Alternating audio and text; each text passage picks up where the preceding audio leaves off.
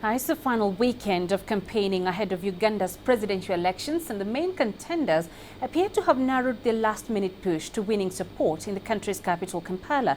President Yoweri Museveni, who is seeking re-election on the National Resistance Movement party ticket, and his former doctor-turned-rival Kizza Besigye have been holding separate rallies in Kampala. Kampala and the Greater Buganda region are considered by many pundits a make-or-break swing vote. Museveni is seeking to extend his 30-year reign and is running against 7 opposition candidates.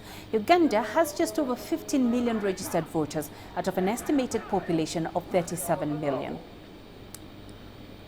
Our team is on the ground covering the elections there in Uganda, and here's CCTV's Jen Kyo joining us with the latest from Kampala.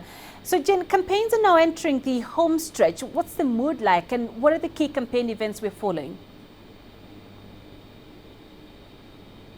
Well, Penina, I'll tell you what, the main event today perhaps has to do with the second and final presidential debate to be held at the conference center here in Kampala. Now, this is an event that is organized by the Interreligious Council of Uganda and Ugandan elders. Now, what we are hearing now is that all the presidential candidates, the 8 presidential candidates, including the incumbent Yoweri Museveni, have confirmed their participation. Remember, Museveni failed to attend last month's presidential debate, which was the first. Now, what we are also being told is that the issues to be highlighted in today's event will have to do with peace and security. It has to do with terrorism, foreign relations, plus the East African community. Remember, Penina, that President Yoweri Museveni this week said that he will only leave office if and when he's assured of a united East African community. Penina?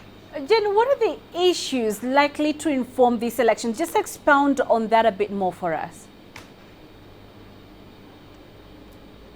Well, Penina, it's really interesting, and it really depends on who you ask this question, because like many other African countries, elections in Uganda and election results are really not based on issues, but rather personalities. So when you speak to some voters, they'll simply tell you that, listen, I'm only looking for a change, because I believe that if we have a new candidate, if we have a new person in office, they will be bringing something different to the table. Others will be telling you we need to maintain the status quo because we've seen one thing or the other over the last 30 years of their administration. But of course there are issues, and there are voters who are talking about what's close to their heart, their key priorities, and key among this has to do with public service, the delivery of quality public service. We've got the issue of unemployment, the issue of corruption plus poverty. Now, these are some of the issues perhaps that all the candidates are highlighting in their campaigns, and they are forming a vast majority, they're forming their manifestos, Penina. All right, Jen Kyo, live there for us in Kampala. Jen, many thanks.